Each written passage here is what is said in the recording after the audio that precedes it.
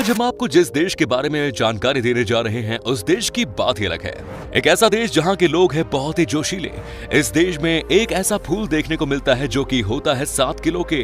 अगर इसे ज्वालामुखी का देश कहे तो भी गलत नहीं होगा। एक ऐसा देश जहां सबसे ज्यादा मुसलमानों की पॉपुलेशन है, लेकिन कई सारे ऐसे आइलैंड भी है जहां पर हिंदू बड़ी संख्या में रहते हैं। इस देश में है दुनिया का सबसे बड़ा सोने का खाद। इस देश में एक जानवर की पोटी से बनाई जाती है वर्ल्ड फेमस कॉफी, जो कि सबसे महंगी कॉफी में से एक है। इस देश का खाना इतना स्वाद होता है कि आप अपनी उंगलियां चाटते रह जाओगे। दोस्तों, आज हम बात कर रहे हैं खूबसूरत देश इंडोनेशिया की। तो अपना सीट बेल्ट बांध लीजिए अच्छे से और निकलते हैं इंडोनेशिया के एक शानदार सफर पर। सबसे पहले आपको बता दूं कि इंडोनेशिया का पूरा नाम है रिपब्लिक ऑफ इंडोनेशिया और पॉपुलेशन के मामले में ये दुनिया का चौथा सबसे बड़ा देश है। यहाँ पर 57% लोग शहर में रहते हैं तो वहीं 43% लोग गांव में रहना पसंद करते हैं। देश की औसतन उम्र है 30 साल, यानी कि ये एक युवा देश है। इंडोनेशिया की राजधानी है जकार्ता, जो पॉपुलेशन के मामले में दुनिया का तीसरा सबसे बड़ा शहर है। लगभग 50% इस देश की जनसंख्या राजधानी शहर में रहती है। यहाँ पर रोजगार के भी ज्यादा अवसर है। जकार्ता को दुनिया का सबसे हैपनिंग जगह माना जाता है, क्योंकि यहाँ पर कब दिन होता है और कब रात होती है किसी को पता नहीं चलता। इसके पीछे एक ही वजह है और वो है यहाँ के लोगों का दिन रात कम करना। ये शहर कभी सोता नहीं है और ये इंडोनेशिया के बड़े शहरों में से एक है।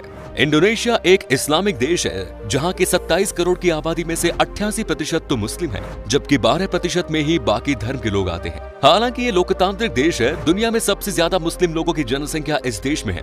दूसरे नंबर पर पाकिस्तान आता है, जबकि तीसरे नंबर पर भारत है। इस्लाम देश होने के बावजूद इंडोनेशिया में कई हिंदू और बौद्ध मंदिर भी हैं। यहाँ लोग अपने धर्म और कल्चर को अलग अलग रखते हैं और धर्म को अपनी संस्कृति का ही हिस्सा मानते हैं। इंडोनेशिया में माँ बाप अपने बच्चों का वो नाम रखते हैं जिस रूप में वो उन्हें देखना चाहते हैं। मतलब जो लोग अपने बच्चों को मजबूत देखना चाहते हैं वो अपने बच्चों का नाम भीम रख देते हैं। आपको बता दें कि इस देश में कुल मिलाकर 700 से ज्यादा भाषा बोली जाती है। इंडोनेशिया की ऑफिशियल लैंग्वेज को बहासा इंडोनेशिया कहते हैं। उनकी भाषा पर संस्कृत का काफी प्रभाव देखा जाता है। दोस्तों, इंडोनेशिया और भारत सांस्कृतिक रूप से एक दूसरे के करीब है। इंडोनेशिया दुनिया की सबसे बड़ी मुस्लिम आबादी वाला देश है, जहां हिंदू आबादी तो 2% से भी कम है, लेकिन फिर भी यहाँ की हर चीज पर हिंदू संस्कृति की छाप देखने को मिलती है। इंडोनेशिया में हिंदू देवी देवताओं की तो पूजा होती ही है। इसके अलावा भाषा पर भी यहाँ का प्रभाव दिखता है। कई लोगों को हैरानी होती है कि इंडोनेशिया में जगहों और लोगों के नाम संस्कृत शब्दों में रखे गए हैं। यहाँ कई मुस्लिमों का नाम विद्या, प्रिया, कृष्णा, विष्णु होता है। भले ही इंडोनेशिया एक मुस्लिम देश है, लेकिन यहाँ महिलाओं के प्रति बहुत लोकतांत्रिक रुख है। यहाँ महिलाओं को उसके चेहरे को कवर करने की आवश्यकता नहीं है, उसके सिर पर ओढ़नी पर्याप्त है। इसके अलावा यहाँ महिलाओं को स्वतंत्र रूप से कहीं भी घूमने की आजादी है। वे बिजनेस कर सकती हैं और हाई पब्लिक पोजीशन में भी रह सकती हैं। इंडोनेशिया की लड़कियों को दुनिया के सबसे शर्मीली लड़कियों में से एक माना जाता है। यहाँ की लड़कियाँ जनरली किसी से बात नहीं करती हैं। वे अपने काम से काम रखती हैं और चुपचाप ऑफिस से घर या कॉलेज से घर आती हैं। आज के दिन में भी इतनी अच्छी लड़कियां मिल जाती है क्या देखने को? हमने तो यही सुना है कि हर देश की लड़की पहले से कहीं ज्यादा तेज हो गई है, लेकिन आज भी इंडोनेशिया की लड़कियां मर्यादा में रहती हुई बड़ी बड़ी मुकाम हासिल कर रही हैं। एक लाइक तो भाई इन लड़कियों के लिए भी बनता है। आपको जानकर हैरानी होगी कि इंडोनेशिया में सिर्फ खूबसूरत लड़कियों को मिलती है पुलिस की नौकरी। महिलाओं को पुलिस में भर्ती होने के लिए एक खास तरीके का वर्जिनिटी टेस्ट पास करना होता है। जज इस दौरान उन लड़कियों का चयन करते हैं जो बहुत खूबसूरत होती हैं। इंडोनेशिया की मॉडर्न पुलिस फोर्स वहां की आजादी के बाद 1946 में बनी थी। लगभग 20 साल बाद 1966 में पुलिस को मिलिट्री के अधीन कर दिया गया। आपको बता दूं कि इंडोनेशिया में इस समय भी तकरीबन 400 से भी ज्यादा एक्टिव वोल्केनोज हैं। मतलब कैसी चौंकाने वाली बात है ना कि एक देश में 400 से ज्यादा ज्वालामुखी है। साथ ही एक और बात जिसे सुनकर आप चौंक जाएंगे कि इंडोनेशिया देश में एक दिन में कम से कम 3 बार भूकंप आते हैं। हालांकि वो बात अलग है कि ज्यादातर भूकंप बहुत ही कम मात्रा में होते हैं। क्या आपने कभी रवलेजिया अर्नोल्डी फ्लावर के बारे में सुना है? अगर नहीं तो हम आपको बता देते हैं कि ये फूल सबसे अलग किस्म का होता है। इसका वजन 7 किलो तक का होता है और ये सिर्फ और सिर्फ इंडोनेशिया में ही पाया जाता है। इंडोनेशिया का एक आइलैंड सुमात्रा में आपको ये फूल देखने को मिलेगा। सिर्फ फूल ही नहीं, दुनिया का सबसे बड़ा छिपकली जिसे कोमोडो ड्रैगन कहा जाता है वो भी इस देश के कई आइलैंड में पाया जाता है।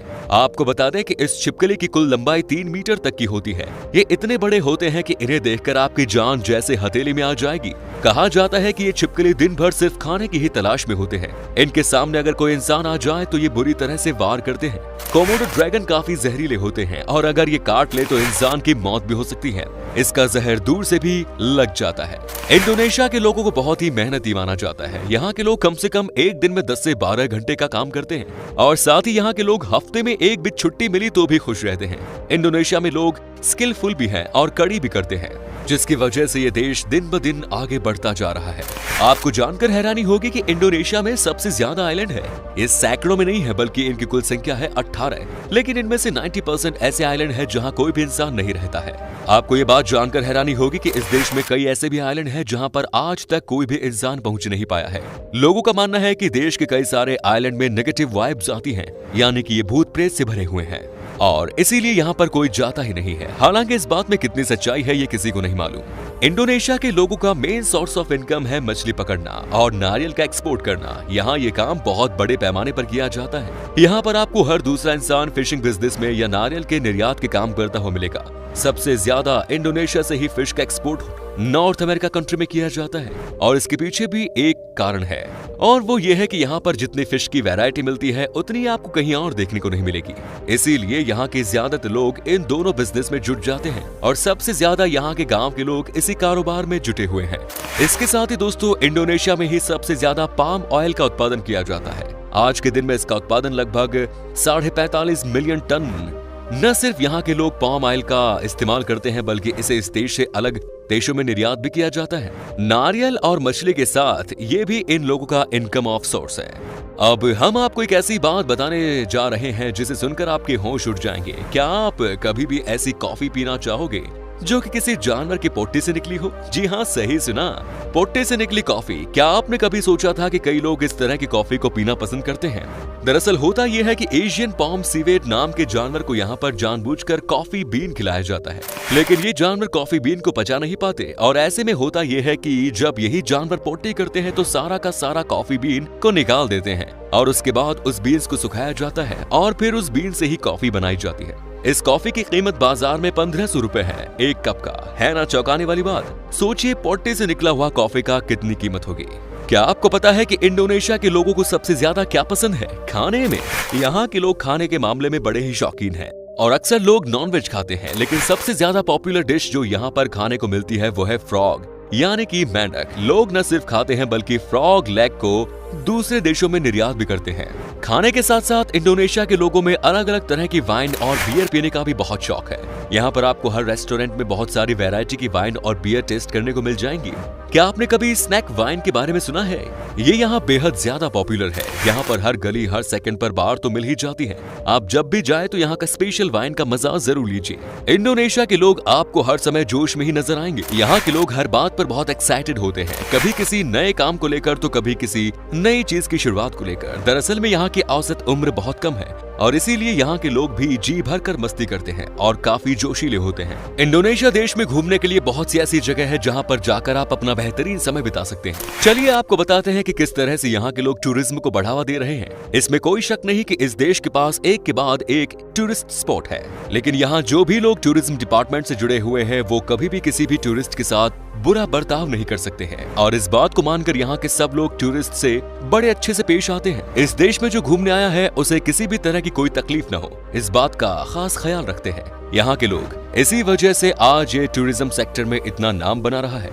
दोस्तों, इंडोनेशिया के बारे में सबसे अच्छी बात यह है कि इस देश को घूमने के लिए आपको वीजा की जरूरत नहीं है। अगर आप भारतीय हो और शॉर्ट टर्म के लिए इंडोनेशिया जाने का प्लान है तो बेफिक्र होकर जाइए। इंडोनेशिया की करेंसी है इंडोनेशियन रुपया, जिसकी वैल्यू है सिर्फ भारतीय रुपए से बहुत कम। करीब 191 इंडोनेशियन रुपया मिलकर एक भारतीय रुपए के बराबर होते हैं। मतलब इस खूबसूरत देश की सैर करने के लिए पैसे भी ज्यादा नहीं चाहिए और वीजा की भी झंझट नहीं। यहाँ आप बिना वीजा के 30 दिन तक घूम सकते हैं। यहाँ शॉपिंग भी आपके लिए काफी सस्ती पड़ेगी। अगर आप अकेले हैं तो आपको इंडोनेशिया घूमने के लिए 7 से 8 दिन में लगभग 65,000 रुपए खर्च करने होंगे।